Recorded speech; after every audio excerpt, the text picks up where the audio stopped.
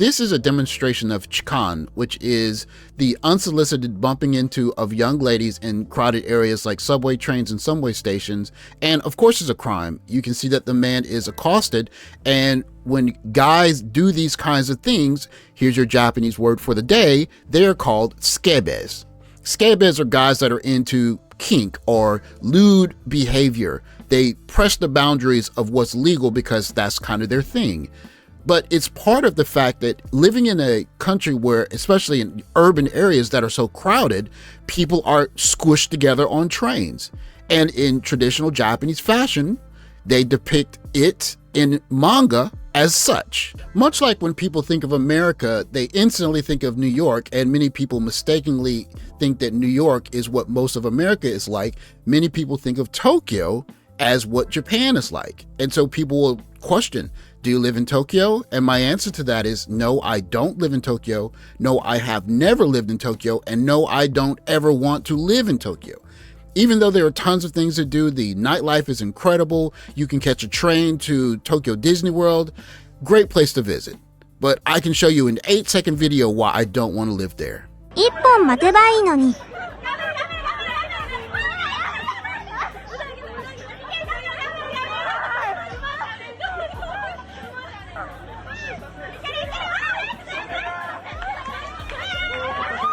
You can see for people that are living in crowded areas in Japan, this is just part of the daily routine of going back and forth to work. And you're going to see the people that work at the station actually push people in the trains because everyone needs to get to where they're going on time. And you pair this with the problem that you had earlier of chikan, where some guys are using this as an opportunity to do things that are lewd, and they strategize and fix this problem using women's only carriages. But here's the key. If you're not someone that's learning the language and picking up on these social cues, you will make yourself look like an idiot because you can't read all of the sign. Wait a second. Women's only. Women's only car. Am I... Women's only. Why is there so many men in there for the cart? You can see the title, Are Men Trash in Every Country is Nowhere Safe, as he's realizing that this is a quote-unquote women's only carriage. That's for women. I think he's realizing he's in the wrong cart. I wanted to show you this as a practice in being careful, taking your American sensibilities everywhere you go, especially if you don't do the work and learn the language.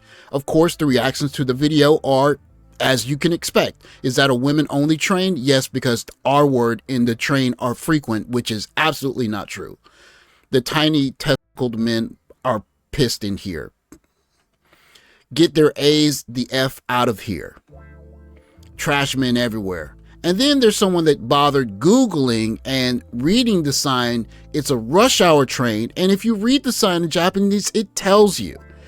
If you're riding the train between 7:15 and 9 o'clock, that's when it's a women's only train. But if you're carrying your American sensibilities with you and you're offended or you're trying to be the same person that you would be in America, you're going to miss out on a lot. Just like you saw with the sign, this is another example of what you can miss out on if you're not doing the work.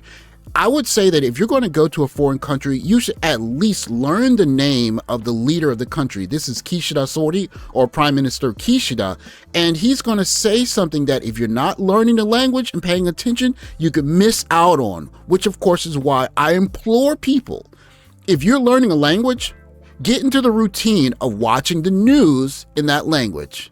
I'll tell you why. 来年の6月の Next ボ June, ーナスのタイミングで aligning with timing for your 本 next 人 year's work 扶養 bonus. 家族を問わず1人当 For たり each person in your 計 family, 4 you're 万 going 円 to get 約9 4 mon, or about $300 per person per family. And then he goes through the numbers for the overall figures for Japan, but he's speaking in very slow Japanese, and I think he's doing it intentionally. But you watch the news, you realize, oh, I'm going to get $1,200 next year. It sounds like a good reason to watch the news to me. Darkness is As Americans, we have a natural arrogance because we come from a country that has been what America has been for the last 100 some odd years. And so it's natural to us. What, you gonna smack me back? I'm Rick James, he's Charlie Murphy. And along with that arrogance is an attitude sometimes that if I'm coming to your country, I can do what I would normally do in my country. I can be the way I am in my country, much like you're seeing Dave Chappelle in this skit as Rick James coming to someone else's house and F your couch. Nice place. Right? Guys go overseas. Sometimes young ladies do it as well. And they don't want you to put their feet on the couch. A British and an American woman are facing years in a Bali jail after they had a row with staff in a salon. The women are, however, claiming they were held hostage when they tried to go to a cash machine to fetch money to pay. The manager of the nail studio, however, is saying that the two women refused to pay. The duo were arrested when they tried to leave Bali and board a plane for Thailand. Violating my rights? No, I'm not. Yes, he is. Okay, hang on.